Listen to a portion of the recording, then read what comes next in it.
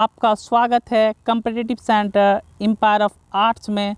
आज हम लोग भारत में राष्ट्रवाद का चैप्टर नंबर 4 जो कि तीसरा चैप्टर है, उस चैप्टर को हम लोग देखेंगे। इस चैप्टर में हमें पढ़ना है भारत में राष्ट्रवाद का उदय कैसे हुआ, यानी भारत के लोगों में देशभक्ति की भावना कैसे जगी, देश प्रेम की भावना कैसे जगी। आप लोग को पता ही होगा कि हमारा देश लगभग 200 वर्षों तक अंग्रेज़ों का गुलाम था। अब इस गुलामी में किन किन समस्याएं उत्पन्न हुई, हमारे महात्मा गांधी जी के द्वारा कौन कौन सा मोमेंट स्टार्ट किया गया, कौन कौन सा आंदोलन स्टार्ट किया गया, इस चैप्टर में हम लोग पढ़ेंगे। इस चैप्टर में जो कंटेंट होगा आपका भारत में राष्ट्रवाद का उदय कैसे हुआ, इसमें हम लोग पढ़ेंगे खिलाफत आंदोलन के बारे में। इसमें हम लोग को पढ़ना है चोरा चोरी हत्याकांड के बारे में, असहयोग आंदोलन के बारे में हमको पढ़ना है डांडी यात्रा के बारे में पढ़ना है, उसके बाद जलियांवाला बाग हत्याकांड के बारे में पढ़ना, रॉयल एक्ट के बारे में। ये टॉपिक है, एक एक तरफ से होगा। तो आज हम लोग अति लघुत्तरीय प्रश्न का क्वेश्चन नंबर 1 देखेंगे। अगर किन्हीं बच्चे को नोट्स चाहिए था तो आप 8709889091 पर कॉल करके आप फ़ोन पे या गूगल पे के माध्यम से मात्र 300 रुपीज़ दे के आप नोट्स को प्राप्त कर सकते हैं। तो मेरे दोस्तों, आइए बिना देरी किए हुए हम लोग पढ़ना स्टार्ट करते हैं। क्वेश्चन है, पहला क्वेश्चन है खिलाफत आंदोलन क्या है। अति लघुत्तरीय क्वेश्चन क्लास 10th का जो है पहला क्वेश्चन, खिलाफत आंदोलन क्या हुआ। अब पहले हम समझते हैं, आपको बोल के हम समझा रहे हैं कि खिलाफत आंदोलन क्या था, फिर हम लोग सब क्या नोट्स में, उसके बाद भी हम लोग पढ़ेंगे। जैसा कि आप लोग देख पा रहे हैं, हम आपको बताना चाहेंगे कि खिलाफत आंदोलन क्या था, खिलाफत आंदोलन था क्या, इस विषय में हम लोग बात करते हैं थोड़ा सा। आइए बिना देरी के पढ़ना स्टार्ट करते हैं। मैं मोहम्मद इश्तियाक जिया, है ना, आपको पढ़ाना स्टार्ट करता हूँ। खिलाफत आंदोलन क्या था, देखिए मेरे दोस्तों, खिलाफत आंदोलन था क्या कि प्रथम विश्व युद्ध स्टार्ट हो चुका था, जिसमें अंग्रेज़ सरकार ने क्या किया कि भारत के लोगों से कहा, अगर भारत के लोग हमें प्रथम विश्व युद्ध में हमारे साथ लड़ेंगे, अगर हम प्रथम विश्व युद्ध को जीत जाएंगे तो भारत को आज़ाद कर देंगे, ऐसा अंग्रेज़ों का कहना था। जब यह बात महात्मा गांधी जी को पता चला तो महात्मा गांधी जी जगह जगह लोगों से मिले, हिंदू मुस्लिम सभी लोगों से जाके मिले, सभी को कहा कि आप प्रथम विश्व युद्ध में अंग्रेज़ों का साथ दीजिए, यानी फर्स्ट वर्ल्ड वार में, प्रथम विश्व युद्ध में अंग्रेज़ों का साथ दीजिए। तो महात्मा गांधी की बात को सुनकर ये सभी लोग अंग्रेज़ों का साथ देने लगे, जिसमें मुस्लिम अधिक से अधिक संख्या में जा रहे थे इस युद्ध में लड़ने के लिए। लेकिन प्रथम विश्व में 2 भागों में पूरी दुनिया बटा हुआ था, एक धुरी राष्ट्र, एक मित्र राष्ट्र। धुरी राष्ट्र के तरफ, मित्र राष्ट्र के तरफ से आपका इंग्लैंड लड़ रहा था, जबकि धुरी राष्ट्र के तरफ से एक मुस्लिम देश है जिसका नाम है तुर्की, वो लड़ रहा था। तो तुर्की लड़ रहा था। जब ये बात पता चला कि इंग्लैंड जो है तुर्की पर आक्रमण करने वाला इसका विपक्ष है, क्योंकि तुर्की एक मुस्लिम देश था, तो भारत के 2 बड़े नेता मोहम्मद अली और शौकत अली ने क्या किया कि मतलब कि एक आंदोलन चलाया कि एक मुस्लिम भाई को कैसे मारेगा। इस आंदोलन का खिलाफ किया, नहीं कोई भी मुस्लिम नहीं जाएगा इंग्लैंड के साथ लड़ने के लिए। ये जो खिलाफ किया, यह आंदोलन 1920 ईस्वी में हुआ था, और इसी आंदोलन को हम लोग खिलाफत आंदोलन के नाम से जानते हैं। आइए हम लोग नोट से पढ़ना स्टार्ट करते हैं, खिलाफत आंदोलन था क्या। तो बिना देरी किए हुए आइए मेरे दोस्तों, खिलाफत आंदोलन को हम लोग पढ़ते हैं। क्वेश्चन क्या था आप समझ ही गए होंगे कि क्या बात था। देखिए खिलाफत आंदोलन क्या था, खिलाफत आंदोलन क्यों हुआ। देखिए प्रथम, ये अति लघुत्तरीय प्रश्न है क्लास 10th का। प्रथम युद्ध के दौरान अंग्रेज़ों ने महात्मा गांधी से कहा कि अगर भारत के लोग प्रथम विश्व युद्ध में हमारा साथ देंगे तो हम जीत जाने के बाद भारत को क्या करेंगे, आज़ाद कर देंगे। देखिए मेरे दोस्तों, बहुत ही सिंपल वे में लिखा गया है, आप पढ़े नहीं समझे बात को। कहा गया कि अगर प्रथम विश्व युद्ध में अंग्रेज हमारे साथ देंगे तो हम भारत को आज़ाद कर दें। महात्मा गांधी के कहने पर भारत के सैनिक अंग्रेज़ों की तरफ से लड़ने के लिए तैयार हो गए, है ना, क्या हो गए, लड़ने के लिए तैयार हो गए। लेकिन भारत के 2 बड़े नेता मौलाना शौकत अली और मोहम्मद अली ने आंदोलन किया कि अंग्रेज़ के खिलाफ जो देश लड़ रहा है तुर्की, वह एक मुस्लिम देश है ना, मुस्लिम देश है, मुस्लिम सैनिक प्रथम मतलब मुस्लिम देश है और एक मुस्लिम भाई दूसरे मुस्लिम भाई को कैसे मारेगा, मुस्लिम सैनिकों को प्रथम विश्व युद्ध में शामिल होने से मना कर दिया गया। इसी आंदोलन को हम लोग खिलाफत आंदोलन के नाम से जानते हैं। तो खिलाफत आंदोलन आप लोग को समझ में आ ही गया होगा मेरे दोस्तों। खिलाफत आंदोलन क्या था, एक बार मैं आपको फिर से समझा दूं कि प्रथम विश्व युद्ध के दौरान अंग्रेज़ों ने महात्मा गांधी से कहा कि अगर भारत के लोग हमारी सहायता करेंगे प्रथम विश्व युद्ध में लड़ने के लिए तो हम जीतने के बाद भारत को आज़ाद कर देंगे। जब ये बात महात्मा गांधी को पता चला तो महात्मा गांधी जी पूरे भारत का यात्रा किए और भारत के लोगों से कहा कि अगर आप प्रथम विश्व युद्ध में अंग्रेज़ों का साथ देते हैं तो वो जीतने के बाद हमें आज़ाद कर देगा। लेकिन अंग्रेज़ तो मक्कार था, वो जीतने के बाद भी भारत को आज़ाद नहीं करता, सिर्फ भारत से काम लेना चाहता था। लेकिन अंग्रेज़ के खिलाफ एक देश लड़ रहा था धुरी राष्ट्र की तरफ से, जिसका नाम तुर्की था। तो यहाँ के दो बड़े मौलाना वो फतवा जारी किए कि एक मुस्लिम भाई दूसरे मुस्लिम भाई को कैसे मारेगा, तो यहाँ के सैनिकों को जाने से मना कर दिया। ये खिलाफ किए 1920 ईस्वी में। इसीलिए इस आंदोलन को हम लोग खिलाफत आंदोलन के नाम से जानते हैं। आई होप मेरे दोस्तों आपको समझ में आ गया होगा कि खिलाफत आंदोलन किसे कहते हैं। अगर समझ में नहीं आया है तो कमेंट बॉक्स में ज़रूर कमेंट करें, मैं हमेशा तत्पर तैयार रहूँगा आपको जवाब देने के लिए। तो आइए हम लोग दूसरा क्वेश्चन पढ़ते हैं बिना देरी किए हुए।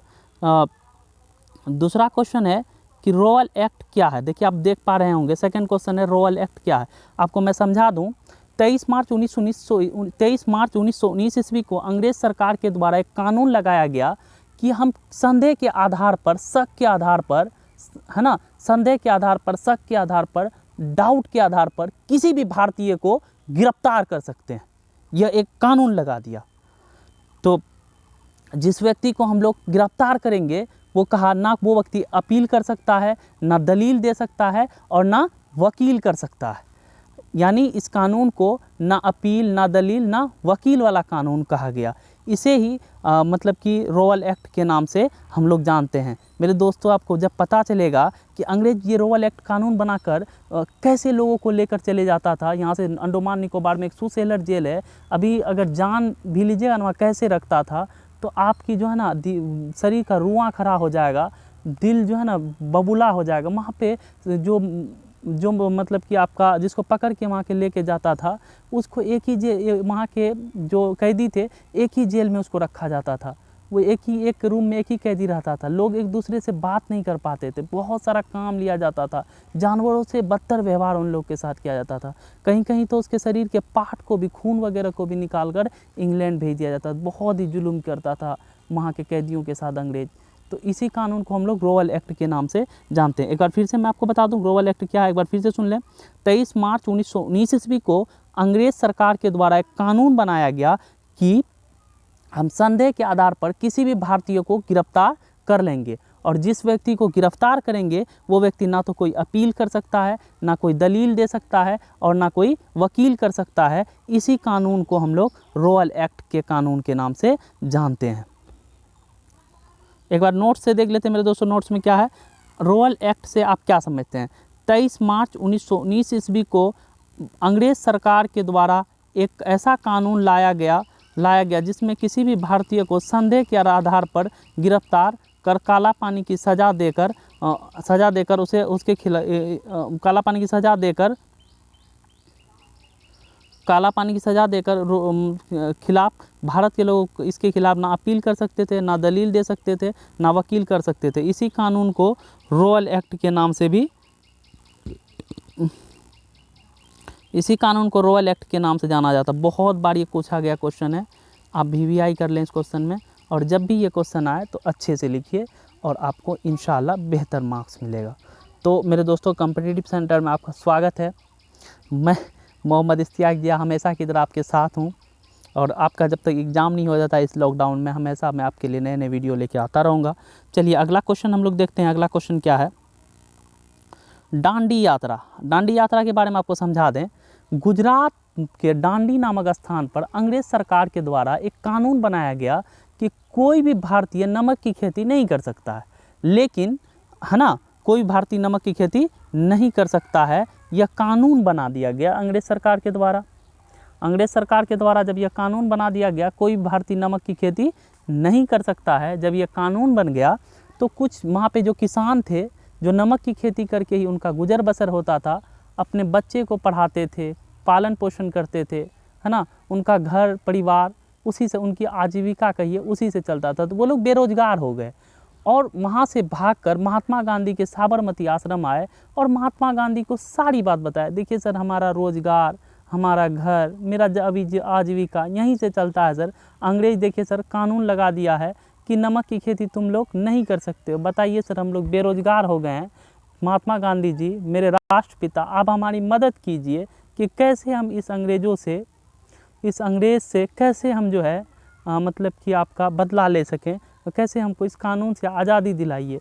महात्मा गांधी 12 मार्च 1930 ईस्वी को अपने डांडी नामक स्थान से 78 एक महात्मा गांधी 79 साथियों के साथ चलना प्रारंभ किए और 24 दिनों तक है ना यात्रा किया और यात्रा करने के बाद 250 किलोमीटर चलने के बाद मेरे दोस्तों महात्मा गांधी जी डांडी जाके पहुँचे और डांडी पहुंचने के बाद वहाँ के नमक बनाकर नमक कानून को तोड़ा। इसी कानून को मेरे दोस्तों डांडी यात्रा, सविनय अवज्ञा आंदोलन या नमक सत्याग्रह के नाम से जानते हैं। आइए देखते हैं नोट्स में क्या लिखा गया है। नोट्स में लिखा गया है मेरे दोस्तों कि 12 मार्च 1930 ईस्वी को डांडी यात्रा शुरू हुआ। इस यात्रा का मुख्य उद्देश्य था नमक बनाकर नमक कानून को तोड़ना। अभी आपको बताया कि इस डांडी यात्रा का मुख्य उद्देश्य क्या था। 12 मार्च 1930 ईस्वी को यह आंदोलन शुरू हुआ, लेकिन इस आंदोलन का मुख्य उद्देश्य जो था नमक बनाकर नमक कानून को तोड़ना था, जो अंग्रेज सरकार हमारे ऊपर लगाए थे। आइए उसके बाद आता है चौथा नंबर क्वेश्चन। चौथा नंबर क्वेश्चन है मेरे दोस्तों, गांधी इरविन पैक्ट या दिल्ली समझौता को से आप क्या समझते हैं। बहुत बीवीआई क्वेश्चन है, लगातार ये क्वेश्चन पूछा जाता है। गांधी इरविन पैक्ट या दिल्ली समझौता से आप क्या समझते हैं, क्वेश्चन यही है। तो आइए हम लोग जानते हैं गांधी इरविन पैक्ट या दिल्ली समझौता क्या है ना। बिना देरी किए हम लोग पढ़ना स्टार्ट करते हैं। गांधी इरविन पैक्ट या दिल्ली समझौता। गांधी इरविन पैक्ट अथवा दिल्ली समझौता क्या है। 4 मार्च 1931 ईस्वी को, है ना, कब मेरे दोस्तों 4 मार्च 1931 ईस्वी को गांधी जी और लॉर्ड इरविन के बीच एक समझौता हुआ, जिस समझौता को हम लोग गांधी इरविन समझौता के नाम से जानते हैं। 4 मार्च 1930 ईस्वी को गांधी जी और इरविन के बीच एक समझौता हुआ, जिस समझौता को हम लोग गांधी इरविन पैक्ट के नाम से जानते हैं। इस समझौता का मुख्य उद्देश्य भारत को आज़ादी दिलाना था। ये बहुत इंपॉर्टेंट क्वेश्चन है, लगातार ये क्वेश्चन ऑब्जेक्टिव में आता है। गांधी इरविन पैक्ट कब हुआ था। तो गांधी इरविन पैक्ट 4 मार्च 1931 ईस्वी को हुआ था।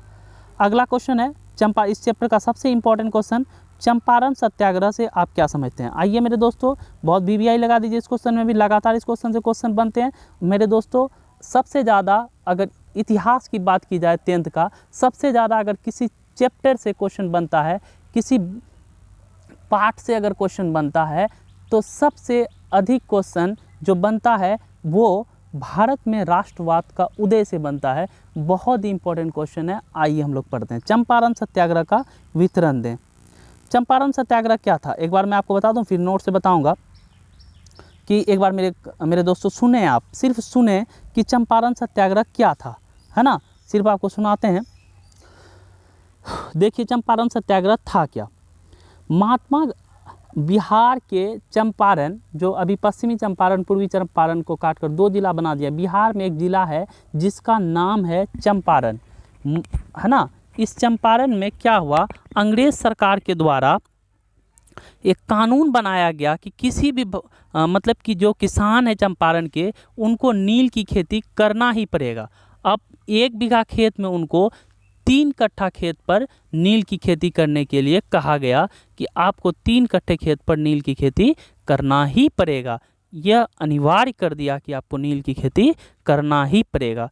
तो वहाँ के जो किसान थे नील की खेती करना शुरू कर दिया, लेकिन नील ऐसा फसल था जिसको करने के बाद किसानों का जो भूमि था, जो ज़मीन था, वो बंजर हो गया।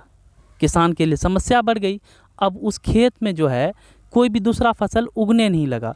तो उसी में एक किसान थे जिसका नाम राम कुमार शुक्ल है, राजकुमार शुक्ल, वो भागकर महात्मा गांधी के पास गए और महात्मा गांधी को बताया, देखिए सर हम बिहार से आए हुए हैं, है ना, हमारा जो बिहार का चंपारण जिला है वहाँ से आए हुए हैं और यहाँ पे अंग्रेज़ सरकार हम लोग के ऊपर नील की खेती करना अनिवार्य कर दिया है सर, और नील की खेती करने से हमारा भूमि बंजर होता जा रहा है सर, आप कृपया करके हमारी मदद कीजिए सर, नहीं तो हम लोग बर्बाद हो जाएंगे। महात्मा गांधी ने कहा, जिससे वहाँ का जो किसान है सर, उनका गुजर बसर घर बार इत्यादि जो चलता है सिर्फ नमक की खेती करके ही चलता है सर।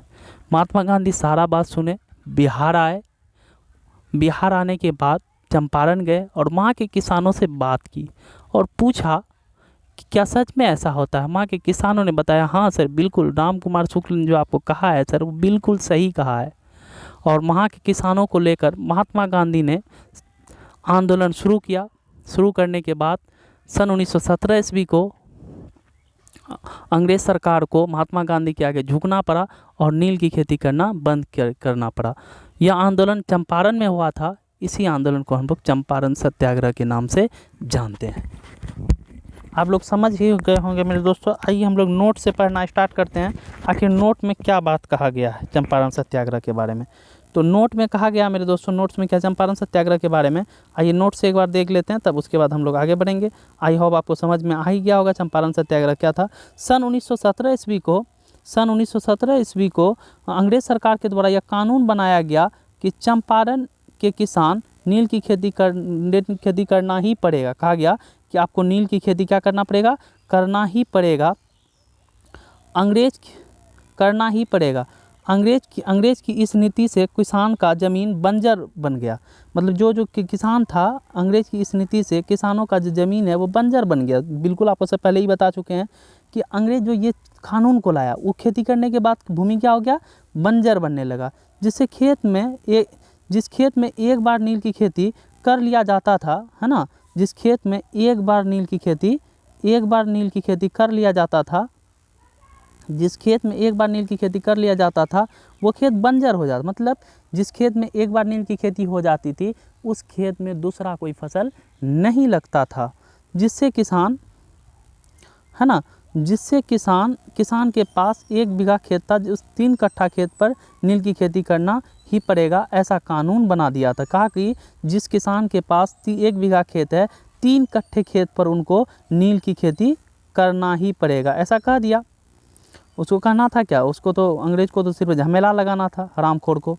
इस वजह से वो क्या किया कि वो ऐसा कर दिया, नील की खेती करना 1 बीघा खेत में 3 कट्ठे खेत पर आपको नील की खेती करना ही पड़ेगा। ये ऐसा ही कानून बना दिया अंग्रेजों ने चंपारण के ही किसान जिनका नाम एक चंपारण के ही किसान थे जिनका नाम राम कुमार शुक्ल था। ये गुजरात गए और महात्मा गांधी की सारी बात बताया। महात्मा गांधी ने कहा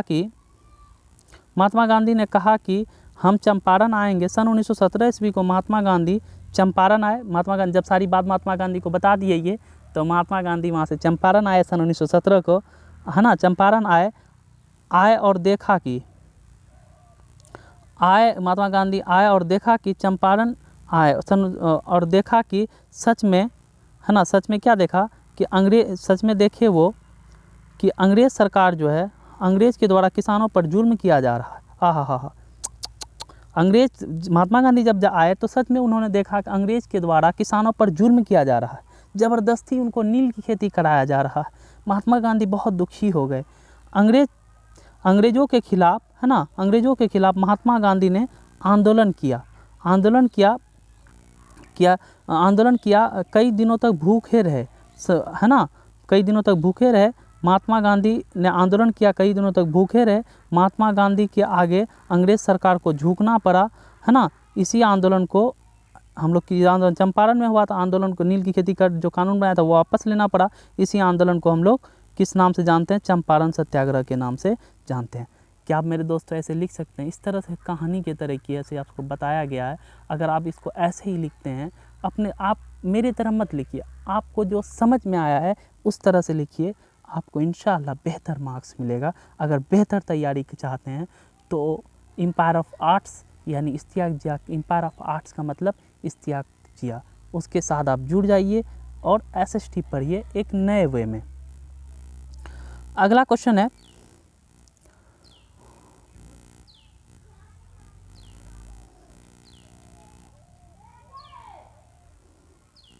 हम लोग पढ़ेंगे मेरे दोस्तों कि मेरठ संयंत्र क्या था। देखिए सन 1929 ईस्वी में क्या किया गया, मार्च 1929 ईस्वी को अंग्रेज सरकार के द्वारा 31 कैदियों को मेरठ बुलाया गया और गुप्त रूप से इस पे मुकदमा चलाया गया।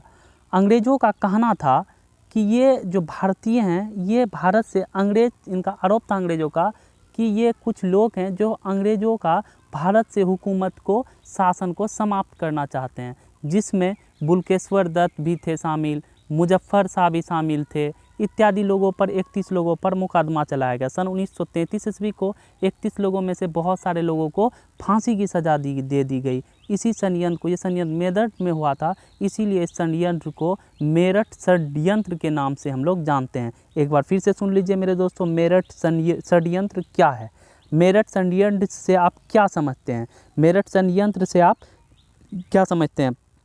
मार्च 1929 ईस्वी को अंग्रेज़ सरकार के द्वारा 29 कैदी को, कितने कैदी को, 29 कैदी को कहाँ लाया गया, मेरठ लाया गया और इस पर मुकदमा चलाया गया।